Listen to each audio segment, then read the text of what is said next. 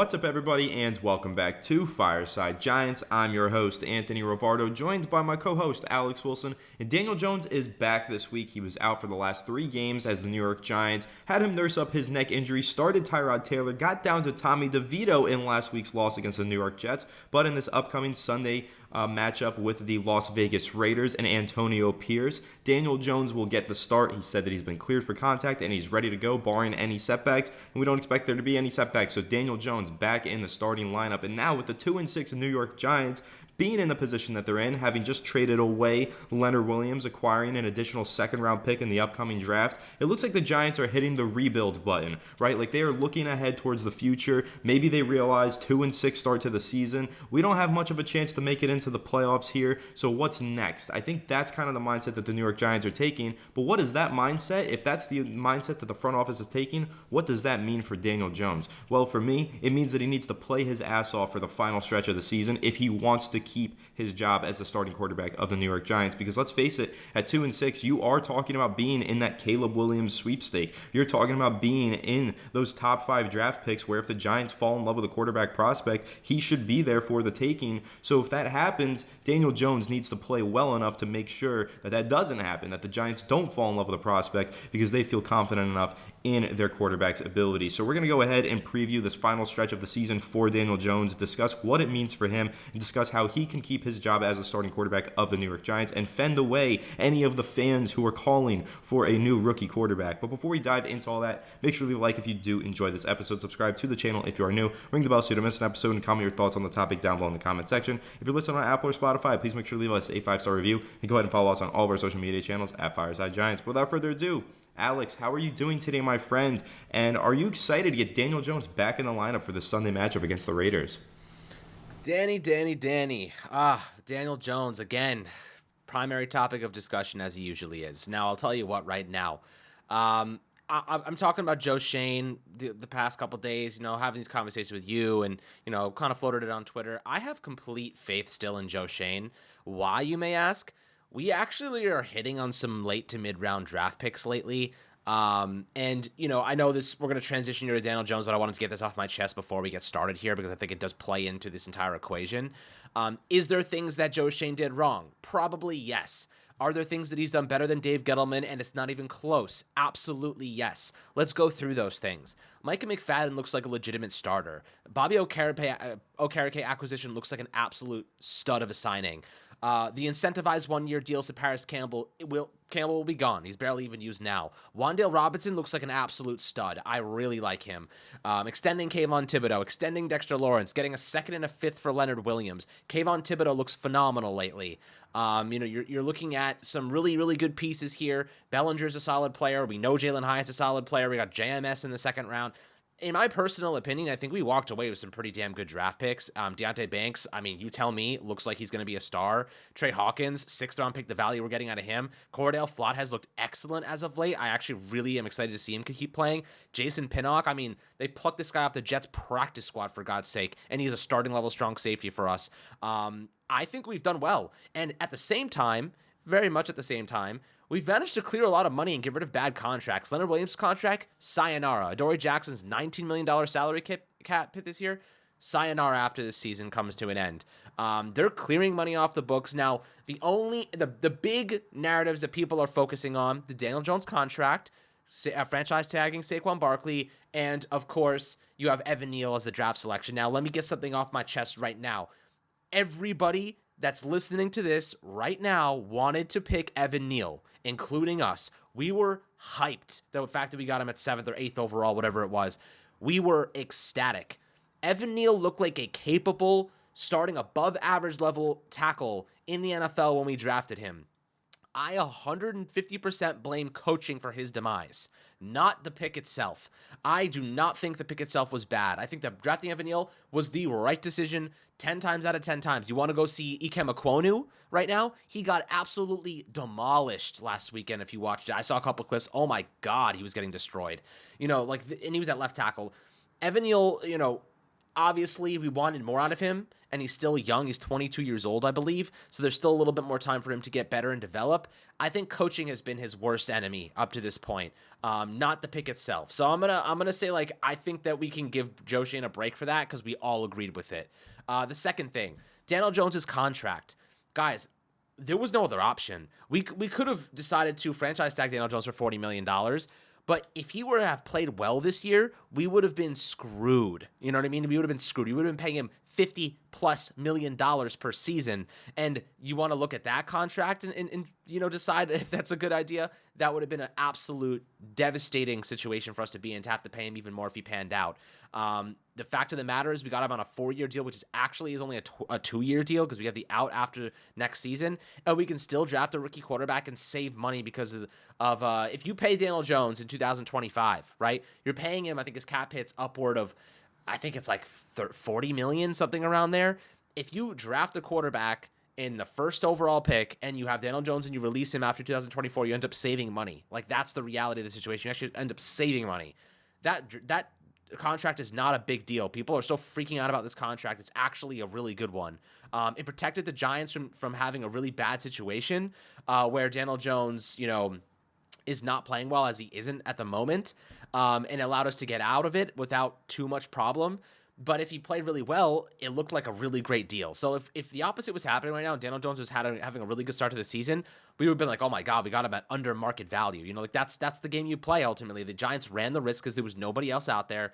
And the people that say we should have franchise tagged Daniel Jones and extended Saquon Barkley, do you guys not notice that he's already missed time this year? Saquon Barkley has already missed time this season, and he's only getting older, and those injuries are only going to become more frequent as they have been his whole career. I actually like the franchise tag because you're able to trade him if you want to, because you're just paying the rest of his salary if another team wants him. And at the same time, you protect yourself from a long-term investment with guaranteed money from a player that misses time almost every single season or is dealing with injuries every single season. Last year, played a lot of games. He still had a neck injury and a shoulder issue, and it was he was dealing with all that. This year he already had a high ankle sprain, and he's still kind of dealing with that pain. And I love Saquon Barkley, but he's injury prone, and that's I don't know if you can't acknowledge that, I don't know what to say. Great player, he helps our offense run, but 1-year deals for him is exactly what you should do for running backs, especially if you can't trust them to stay healthy. Now, when it comes to Daniel Jones, there is an opportunity for him to turn things around, and it's like it kind of sucks because if he plays really well at the end of the rest of the season, not only are we probably going to still miss the playoffs anyway, but we're out of contention to draft a quarterback in one of the best quarterback draft classes that we've seen in recent memory. Drake May is like Justin Herbert 2.0, and you look at Caleb Williams and his upside is sky high. You give him a coach like Brian Daboll, who personally I'm not out on Brian Daboll whatsoever. I don't think he's having a great year, but I think there's so much adversity. He's trying to navigate so many bad variables working against him. Sometimes it can be overwhelming for any head coach. I think the players respect him. I think the team is still playing hard for him. I just think they're not getting the results because the talent isn't there and the injuries are prevalent. We had freaking, Tommy DeVito playing quarterback last week for the second half, guys. I mean, that was, we were running the ball every play and they knew it was coming just because we knew our defense would step up, and then we just failed at the final moment. So, if the offense could even score 20 points a game, we'd be winning most of these games. That's the honest truth. So, Anthony, when you're looking at Daniel Jones, how important is it for him? At this point, like you kind of referenced it, Daniel Jones is fighting for his job right now. Like, if he doesn't play well the rest of this year, the Giants are probably going to replace him. And I think he knows that. I think you can hear it in his voice during these interviews. He's like, I need to get back out there. Like, I need to be playing. Like, I got to get back out there and play. He's like really trying to get back into the groove here because he knows that he's in a spot where if he doesn't perform and this team continues to struggle, the Giants are gonna kick his ass to the curb, and they're gonna let him wait out that next year, compete with a rookie, and that's gonna be the reality of his tenure with the Giants. It's gonna end after that out in the second year of the contract. So, what are your thoughts about Daniel Jones the rest of the season in terms of how important it is for him to step up just for himself and not really the team in general?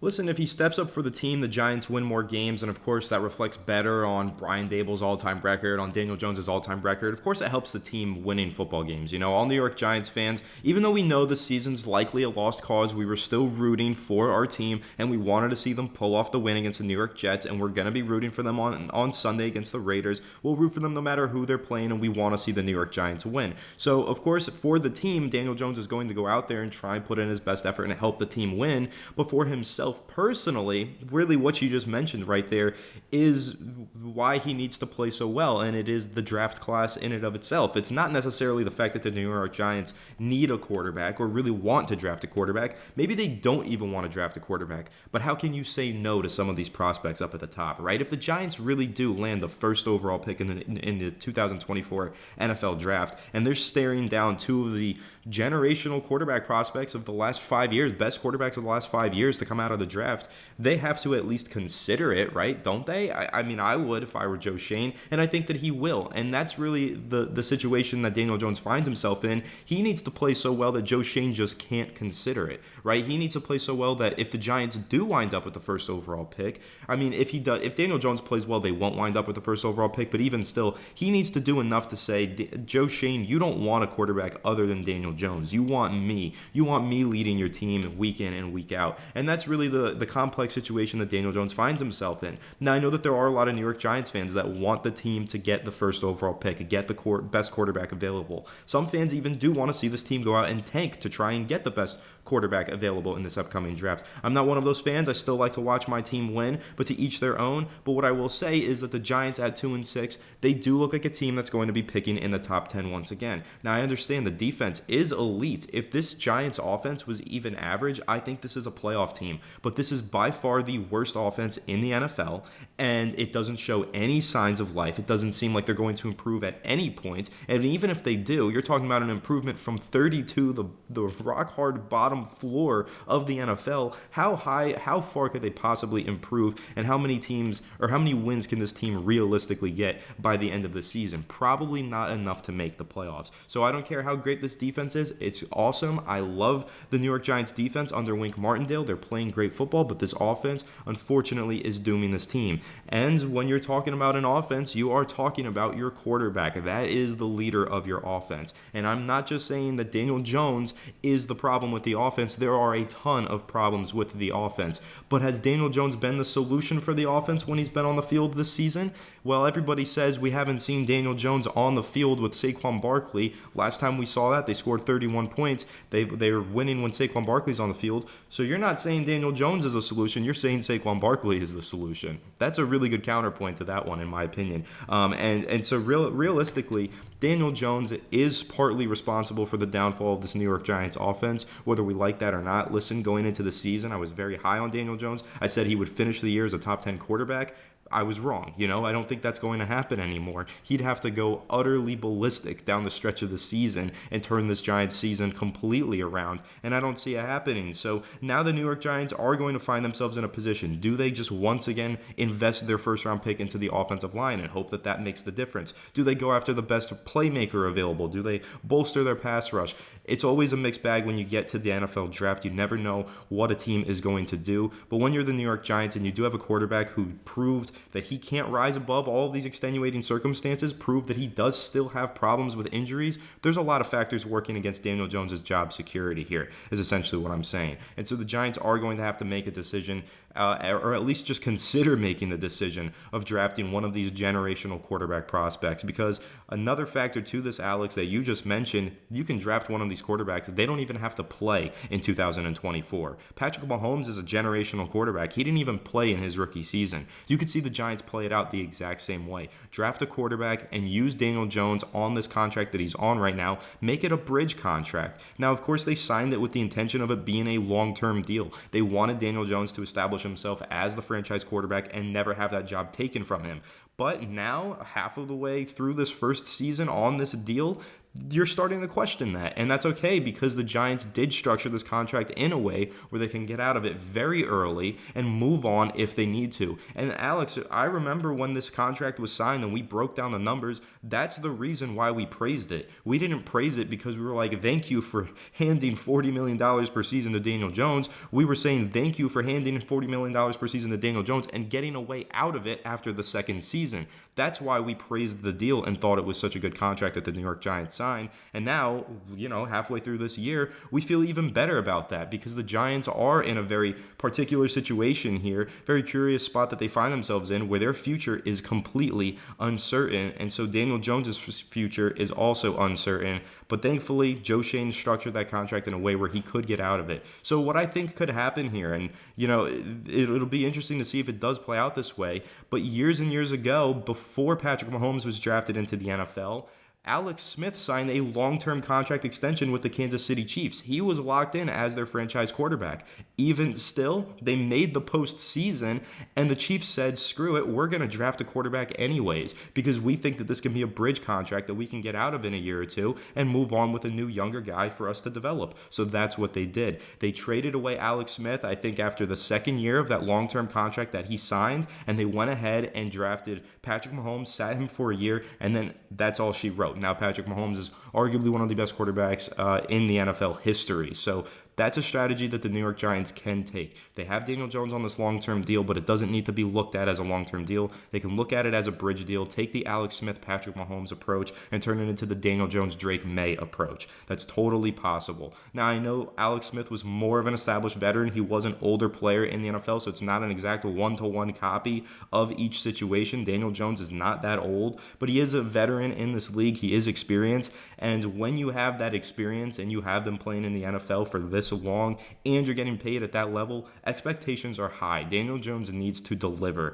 and he needs to show that he can reach those expectations before the end of the season. Because Daniel Jones last year, I said this all offseason long, Alex, that final month of the season, it wasn't Saquon Barkley who carried the New York Giants into the playoffs. It was arguably Daniel Jones. Daniel Jones and Andrew Thomas had that offense moving, and they won those games for the Giants. Daniel Jones was playing great football in the final stretch of the month to get the Giants to the playoffs and win that playoff game. But so far this season, has Daniel Jones been the difference? Has he helped this team win games? Has he been that factor that takes this team from being a bad football team to a good football team? So far this season, no, he hasn't been that. So how can you be so confident in him for the next 3+ seasons on this long-term contract?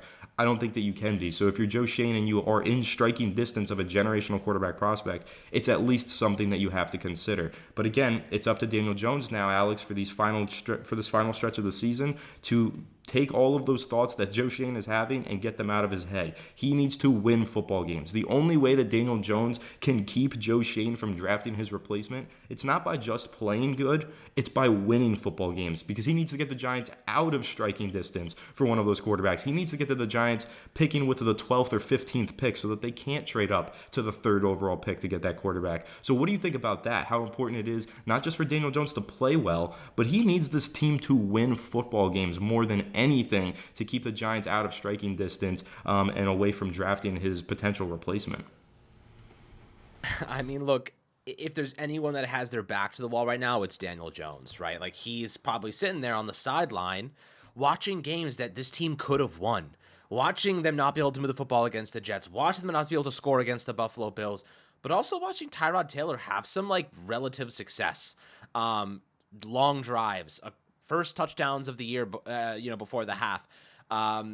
We saw Tyrod Taylor do some things that Daniel Jones did not. But here's the truth, and you kind of said it best a couple weeks ago. Daniel Jones, his upside is he can do so much more when things around him are good than Tyrod Taylor. But Tyrod Taylor is better at doing things when there's less around him. He's better at doing things off script, doing whatever just to keep things moving. But Daniel Jones, with weapons and protection, his upside is substantial, as we've seen against teams like the Saints and teams like the Vikings last year in the postseason. He's done it. We've seen those elite games. We've seen the second half against the Cardinals. Where did that come from? How do we get this guy back? And that was without Andrew Thomas, mind you. So, I ask myself, why is it so hard for Daniel Jones to be consistent? And it's because the things around him are consistently changing. Offensive line, the play calling, maybe guys are dropping passes. Maybe he's not having a good day. The problem is this team lacks consistency in all phases on offense, specifically. The pass protection flounders. Your running back goes down. Your receivers are not, performing well. Maybe you have a drop pass. Maybe Daniel Jones makes the wrong read. And I think that all of these things culminate to a quarterback who has developed some really, really bad habits. And it's not Daniel Jones' fault, but it's the fault of everybody around him struggling. I mean, he's had 4 different offensive coordinators in 4 years, right? 5 years. He's been put behind an offensive line that is consistently ranking in the bottom 5 in football. How do you possibly take steps forward in that? And listen, we have already wasted the developmental years of Daniel Jones. We need results now. You know what I mean? We paid him for results now, not in 2 years, not in 3 years. We're not paying him to be a Super Bowl winning quarterback in the last year of his deal. We're paying him $40 million plus to win football games now. So if you are not winning football games now, this is no longer about Daniel Jones. This is about the whole offense. If this means overhauling some of the offensive line, adding more playmakers, getting a new coordinator, replacing your quarterback. If it means all of those things, so be it. But right now, this offense, we're hoping that they can put it all together, but no, they're never clicking on all cylinders at the same time. And that's where I find us to be in a problematic state, because on defense, our coverage has been solid, our pass rush has been solid, our linebacker play has been solid, our blitzing has been solid, our play calling has been solid. All of those things are firing simultaneously, and what do you know? We're performing well against good teams like the Buffalo Bills, limiting them to 14 points. So look at it objectively. When you see a unit that's firing on all cylinders, they perform well, and when you see a unit not doing so, they struggle. And the Giants on offense, they're never firing on all cylinders, and when they are, we saw it briefly against the Cardinals for a half. It's not enough. We can't reference a half of a game as a reason to be optimistic anymore. We need to go 3, 4, 5 games of playing high-level offense to say, okay, we know we are capable of this. 1 or 2 bad games, we can live with that, because we know that we'll get back into the good graces of the football gods and the offense. And, the truth is that right now, one half of play does not convince me we can do this on an every game basis. And I think you guys would agree with that. Now, there is hope that Evan Neal and both Andrew Thomas will return this week. So we may see our offensive line for the first time since week 1 fully healthy. With that being said, this may be an opportunity for us to get back on track and showcase that our offense can be a high-octane unit, that we can continue building around Daniel Jones. He has an opportunity here to save his job and reconvince us that he can be the guy. But right now, I am completely thinking about drafting a quarterback. He has an opportunity to change my mind again, because for the past 5 years, it's been back and forth. I like Daniel Jones. I don't like Daniel Jones. I like him. He has a 400-yard game, then he has a 100-yard game, then he fumbles 5 times, then he throws like 2 picks, then he has a 4-touchdown performance. Like, what version are we going to get of this guy every week? You know what I mean? That polarizing nature doesn't make me feel very optimistic. I need to see more consistency from the whole offense, not just DJ. Specifically, protect the guy, give him some weapons to utilize. Darren Waller probably isn't going to be available this week with a hamstring injury. But I think that's the truth, is that this is not all on Daniel Jones. I don't think anyone should be blaming him solely for this team's demise, or this offense's demise. I think the blame should be spread around evenly. But with that being said, if things don't start to show consistency in the right direction, what do you do? If you're Joe Schoen, you're like, I think we need to make a big change and then start to rebuild everything around that big change, which ultimately is always going to be the quarterback position. So, DJ has a chance to save his job, but, he's got to play excellent football the next couple of weeks. Yeah, and it's going to be easier said than done. Listen, I know that the New York Giants have some easier matchups coming up. Of course, this Raiders game against former New York Giants linebacker Antonio Pierce as the Raiders interim head coach. This is a winnable game for the New York Giants. They're still listed the 2-point underdogs going into this one, but this is a game that the Giants very much could and probably should win. When we looked at it before the season began, we circled this as a game that we thought the Giants would win. We looked at it a few weeks ago, thought that this was a game that could help the Giants get back on track. Right now, it's a must-win game for them, and then they have Washington in a couple weeks. You've got the Patriots in Week 12. That's also a winnable game. You could argue that the Packers and Saints could both be looked at as winnable games down the stretch here. Daniel Jones has an opportunity, but there are also tougher matchups on the schedule. Like I said, easier said than done. You got 2 matchups with Philadelphia. You do have the Cowboys left on the schedule, and really when you're talking about this New York Giants team and this offense in particular, none of these games are shoo-ins. Nothing here is given to the New York Giants. They're going to have to earn and scrap for every single piece